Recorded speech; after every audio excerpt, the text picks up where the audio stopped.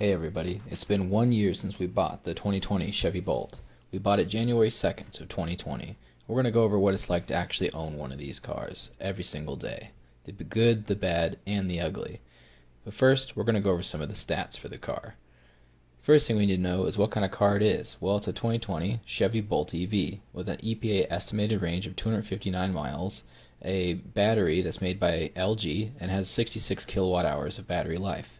Its horsepower is 200 horsepower, torque 266 foot-pounds, and a top speed of 93 miles an hour. Some of the other stats that we have are its 0 to 60 time of 6.4 seconds, its quarter mile time of 14.9 seconds, and these cars start at $36,500. And here's a quick list of some cars that are similar speed in the quarter mile and 0 to 60 range.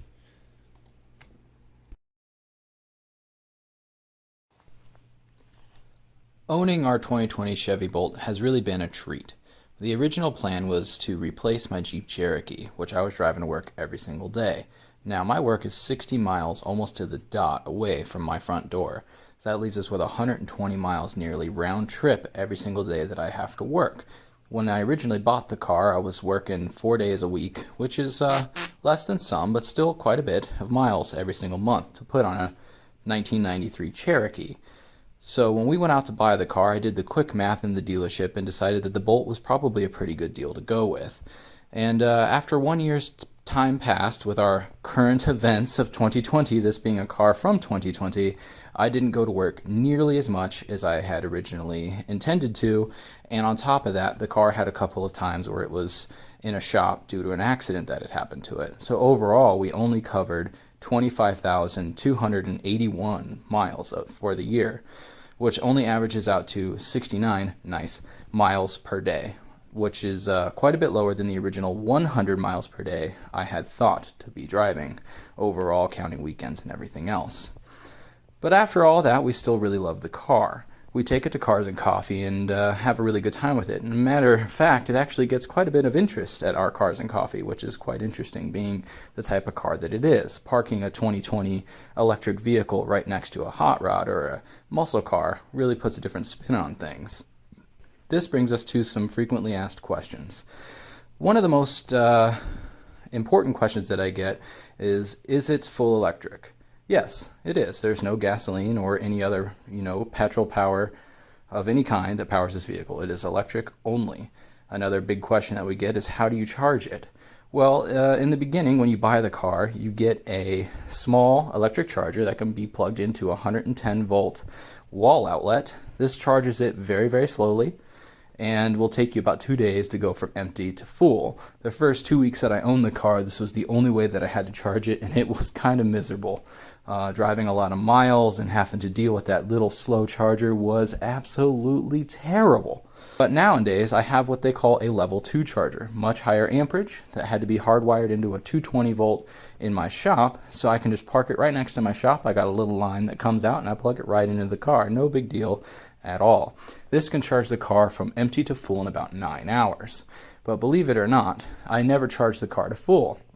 There's really no need to. With the max mileage that I have and the average mileage that I drive, and the fact that it's easier on the battery's life long term to not charge it to full, we charge it to 90% during the summer and 95% during the winter to run a little bit of heat and keep the batteries warm to take up that extra 5%. The next question is, how far will it go on a charge? Well, this really depends on how you drive, where you drive, the temperature outside, etc., etc. It's no different than driving a gas car. You'll get less gas mileage if you're running the AC, or if you're going up hills, or just driving like a pissed off teenager. This affects the Bolt in the same kind of ways. The EPA estimated range is 259 miles. However, I've found that I get closer to 275 miles on a full charge when I drive the car. A lot of this, as you might imagine, boils down to driving habits. In reality, in order to get that EPA estimated range that Chevy says that the car will do, you want to average 4 miles per kilowatt hour. That equals out to about 19 to 20 kilowatts being used at any one time. But as you can see, sometimes it's very easy to punch it and see the kilowatt usage just go way, way up. But on the turn side of that, you have regenerative braking, which allows you to regen some of that used voltage. So the next question that we have is, how long does it take to charge? As we discussed momentarily, we have a level 1, level 2, and level 3 charger. Level 1 takes about 2 days, level 2 takes about 9 hours, and a level 3 can go from 0 to full in about an hour and a half. Because it's a DC fast charge, which not all Bolts are equipped with. That is an option. Be aware of that. Most importantly, charging with the DC fast charge does hurt the battery in some ways. It's not going to totally kill it, obviously. The car is designed for it. However, if you DC fast charge exclusively, you will drastically reduce the life of the battery. So having a level 2 or a level 1 is better for longevity, but if you're in a hurry or just need a quick bump to get the extra mileage, the level 3 is where it's at. We've used it a few times on road trips and it's quite useful. The next question that we get is, how much does it cost to charge the car? Well, again, this is based on how much you drive and where you drive and what kind of charger you're using, and are you charging it at home or are you charging at a charging station? My personal experience is this. In a month, when I was driving every single day, we were driving between 3,000 and 4,000 miles. The upcharge for our charging rates coming directly in our electricity bill was between $70 and $100. So you can pretty much have a big swing of how far you drive, how hard you drive the car, and what your electric rates are, and you're looking at somewhere between $70 and $100 to go somewhere between 3,000 and 4,000 miles. I know that's a pretty big swing, but I tried to basically be as open-ended as I could, because some people drive harder and don't have hills or whatever. So all these things are factors that go into how much it's going to cost you to charge it. If you're charging at charging stations, the cost is a lot higher. You're looking at about $20 to $25 per time you go, which is, a little cheaper than gas, but not nearly as cheap as it is charging it at home. When it comes to the special features of the 2020 Chevy Bolt, boy, there are a lot. Starting with one of my favorites is the multiple dash layouts for those of you who have range anxiety.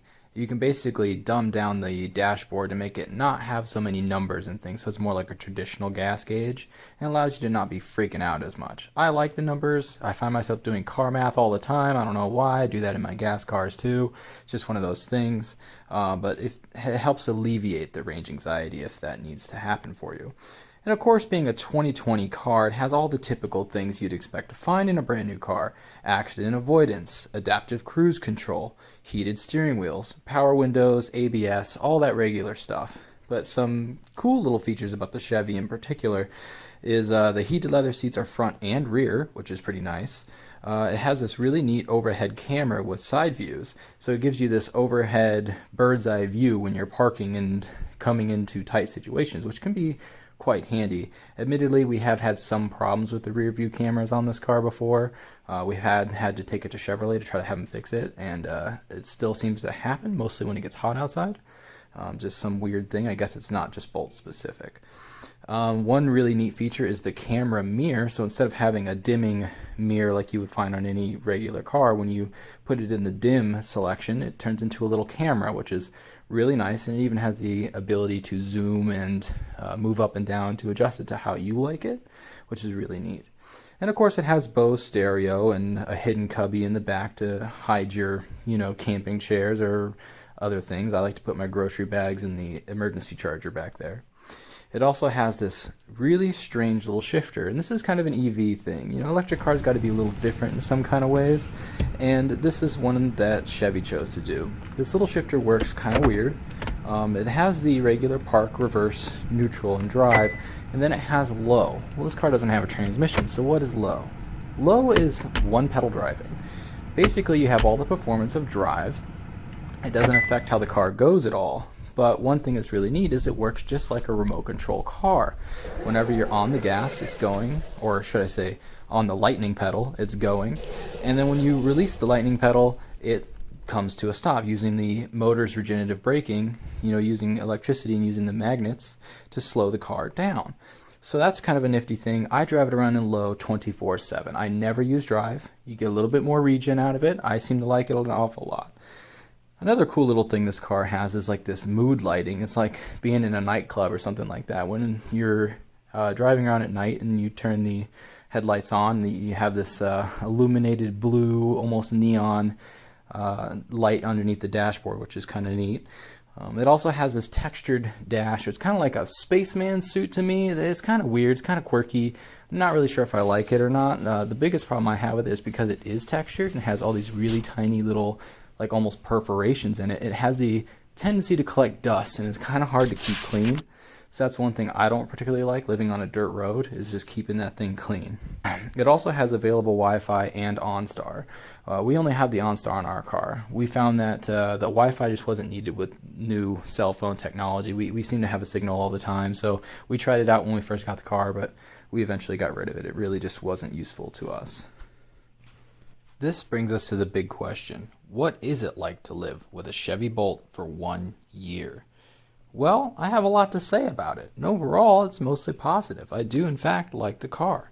One of the greatest things about it is it's kind of like an appliance. It's like a cell phone. You plug it in at night, you wake up in the morning or when you have to go to work or to the grocery store, and you come out, you unplug it, it's got a full charge. No more gas stations. It's great getting into a car and not having to deal with having to go to the gas station first thing in the morning. It's incredibly easy to drive. I mean, this thing just drives like butter. Anybody could drive it. It's front wheel drive. It's very small. Easy, easy, easy. And for me, another plus is that it's good on dirt. It has good ground clearance. It doesn't really have to suffer that much when going over the long dirt roads that I live with every single day. However, being a Chevrolet, it has developed quite a few more creaks dealing with that dirt road every single day, so there's a few more creaks, a little more noisy than it was. The front suspension is probably going to have to be replaced by next year, but living down a dirt road and it being a small passenger car, that's still pretty good. The performance of the car is good and bad in a lot of ways. The straight line performance is phenomenal for being an economy hatchback. I mean, it can keep up with quite a few cars, and when you're at the red light Grand Prix and you mash down that lightning pedal, it can take off pretty good. The handling characteristics of the car, however, are quite strange. Being that it has a lot of weight down low, but a tall body, a long suspension, makes the car kind of handle cattywampus. It can take the corners at the speeds at which the car is capable of, but you don't really ever feel that sure-footed in it. It never really feels like the car is going to stick. I think a lot of that is owed down to the Michelin low rolling resistance energy saver tires that the car comes with from the factory. They give you no confidence whatsoever. They have no grip at any time. Their cornering abilities are dismal. And the worst part about them is when it rains, these tires have the tendency to hydroplane worse than any other tire I've ever experienced. Even tires with little to no tread perform better than these tires. Based on that experience alone, Chevy really should be ashamed that they ever chose these tires. I mean, when you're driving this car in the rain, it is downright dangerous. And that's the honest to God's truth. However, when the weather is nice and you're cruising on your way to work, it's very comfortable, at least for me. One of the number one complaints you'll find about these cars when you look them up online is a lot of people complain about the seats, that they are uncomfortable and they don't have a lot of support. My take on it is this. I've never really had any problems with them. However, I've let my friends drive the car, and some of my friends have complained about it. So I think it's kind of a hit or miss thing. It might just depend on how you like to sit in your seat and how you like them to feel to you, because to me it's just a regular car, but to some people they found it uncomfortable. It does have a great stereo. The Bose system is really good. I enjoy it, and I don't really listen to my music like full blast or anything like that, but it's definitely very capable for what I want out of a car stereo, especially for being a stock car. And the cool thing about this car being the teal paint color and the fact that it's full electric and stuff is it does get a fair amount of attention from people. Mostly girls who would say, oh, I like your car, it's so cute, that kind of thing. But even when I take it to Cars and Coffee, you get a lot of people asking me a lot of the frequently asked questions about the car, and it does draw attention in a weird way. I'm sure EVs won't do that much further into the future, but this being still a pretty early EV, it does attract a lot of attention. But my number one favorite thing about this car, and this is strange being a car guy, but my favorite thing really is the no maintenance associated with this car. It has no oil. It has no real maintenance that you have to do. You just plug it in, you unplug it, and you drive it. It's as simple as that. The only real items that are regular repair items are tires and brakes. Now, we've already discussed the tires. I really would like to put a different set of tires on this car. But the brakes, with the regenerative braking, once you learn how to use it and get really good with it, I mean, I only maybe hit the brakes on my 120-mile commute 4 times, maybe, and it's usually in the early parts of my drive where the regen isn't at full yet due to the battery being at high capacity. So really, I mean, you don't ever use the brakes anyway, so you're probably going to drive this car for the whole life of owning it and never have to put a set of brake pads on it, unless you drive it around and drive all the time. Range anxiety is one of the few things that scare people away from EVs. They're afraid they're going to break down. They're afraid they're not going to make it to where they want to go. And in my opinion, the big thing about that is you just have to own one. Go out there, rent one, buy one, borrow a buddy's, whatever you got to do. But you'll find that 250 plus miles is a long, long way. And you'll find that with the charging abilities that the new EVs have, it's really not a big deal. I got over it very quickly. I'm talking within 2 to 3 weeks of owning the car. I really wasn't afraid of running out of juice somewhere. Of all the time I've owned the car, the bar for the energy is green and it goes to yellow and I'm assuming red. I've only seen it in the yellow one time, and that was on a road trip coming back from Fresno, California. So that's the lowest it's ever gotten, and that was at, I think, 40 miles of range. So really, it's a long way you can go on a charge, and range anxiety is just nothing I think about. I think about running out of things way more when I drive a gas car, because I get in it and it's like, oh, it always seems to be low on fuel. You always got to get more fuel. It always seems to be the case. But with the Bolt, you get in and it's always full. It's always 250 miles, and it's very rare that you're going more than 250 miles. So you're just never really having to worry about that. And going further, the car does have a couple of really nice features that make living with this car every day really nice. Android Auto, Apple CarPlay is really, really cool. It allows you to have GPS right on that big screen, which is really neat. It also has a ton of USB chargers on it. So almost everything in the car is USB, and it's easy to just plug in one thing, two things, multiple things. I mean, you can just have a whole army of cell phones and whatever else is powered by USB plugged into this car at any time. And it even has wireless charging. My phone in particular is a little too big to fit in the slot, but it does have it, and you can put your phone in there and charge it wirelessly if your phone has that capability. The adaptive cruise control is another one of my favorite features about the car. Because I use my cruise control so much, having adaptive cruise control is awesome. The fact that the car can just vary its own speed and keep up with a car on your, predetermined distance is pretty awesome. And the fact that the cruise control is really easy to use, the buttons are very intuitive, it's just awesome. It's one of my favorite features about the car. But another one of my favorite features is the auto headlights. I mean, it has the ability to turn on when it goes dark. That's nothing new for the car world. A lot of cars have that ability. But one thing I really love is that it has the auto brights function. So you can turn on the auto brights and it goes bright until it sees headlights or taillights, and it can see it from really far away. It's quite impressive. And it turns the brights down to the low beams until that particular car has gone out of the view, and then it goes back to the brights again. Pretty awesome. Really, really useful. Having said all that, as a car guy, as a person who's owned a lot of different types of cars, I could not have the Chevy Bolt as my only car. I like it an awful lot. It is easily the best daily driver I have ever owned. However, there's just a few things in handling and performance and the way it looks, because it's not a particularly good looking car. There's a lot of things about the Bolt that if I could only own one car, it would definitely not be that car. I'd have to have something different. I really don't know what that answer would be. That's a tough question for any car guy. But the Bolt easily would not be even in the top 20. I mean, it's a great, fantastic daily, but that's it. You really want to have something else to have fun with on the weekends and stuff like that. That's just basically what it boils down to for the Bolt. This brings us to the math section. It's going to get a little complicated, but bear with me. The national gas average for a gallon of regular gas in California, according to AAA, is $3.54. This is going to be compared to the Jeep Cherokee, the vehicle I used to replace the Chevy Bolt. In a month, now that I'm back to working full schedule, minus 1 day per pay period, we're looking at about 3,000 miles per month that I drive. And we're going to compare that to the Jeep that only got 20 miles to the gallon. This equals about 150 gallons of gas that's used in a month, times $3.54 per gallon. You get $531 that it would cost me to drive my Cherokee that same 3,000 miles that I would normally drive in 1 month. But wait, the Jeep has maintenance, the Bolt does not. So we need to take that into account. First thing we're going to look at is the amount of oil.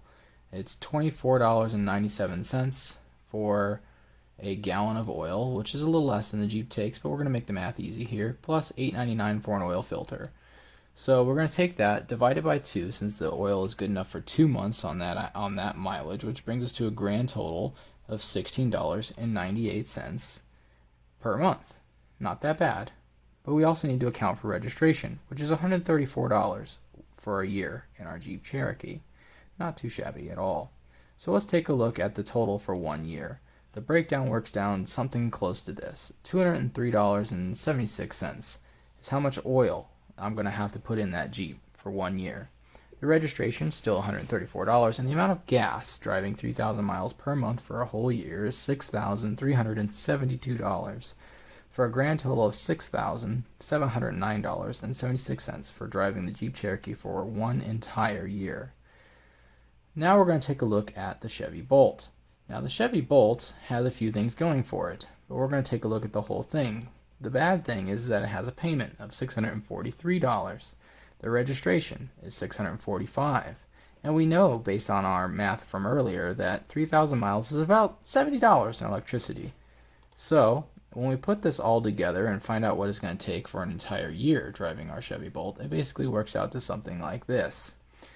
The Chevy Bolt for 1 year, the registration still $645. The electricity is about $840 to power the car, and our payment is $643 a month times 12 months, boils down to $7,716. This brings us to a grand total of $9,201, which is quite a bit higher than the $6,709 that the Cherokee would have cost us. But wait, there's more. For the first year that you get to own the EV, you get a tax credit. California is going to give you $2,000, and the federal tax credit is going to give you $7,500 for a grand total of $9,500. So realistically, you'll be in the black for the first year that you own the car. Pretty much nearly, no matter how much you drive it. It's kind of neat. However, the reality of it is this. Not counting the tax credit, a Bolt EV is going to cost you $766.75 per month that you own it. A Jeep Cherokee XJ is going to cost you $559.14 for each month that you own it. The bottom line of it works out like this. The Jeep Cherokee's $559 was going to get spent regardless, but I bought the Chevy Bolt, a newer car, and the difference of those two cars is $207. That $207 is, at the end of the line, what it cost me out of pocket to drive that Bolt over the Jeep Cherokee. So I have a newer car that I get to enjoy for only $207 more than I'm normally used to spending on my day-to-day life driving a Jeep Cherokee. My final thoughts work out to something like this. The Bolt EV is a great car. If you're looking to save money, it can save money in the right circumstances. And overall, I think it's the perfect car for most people. Being a car guy, I couldn't really live with only it by its very lonesome, but overall, it's an excellent automobile, and anyone should be proud to own one. And if you're thinking about buying one, I highly suggest that you go test drive one. See what it's all about. See how you feel about it. I think you're going to find that you really, really like it. On this last slide, you're going to see some final thoughts that I had a hard time finding the right spot in the video to put them, but they're things I thought that should be mentioned anyway, and I hope that you guys enjoy the rest of your day, and thanks for watching all the way to the end. Thank you for watching Junkyard Racing.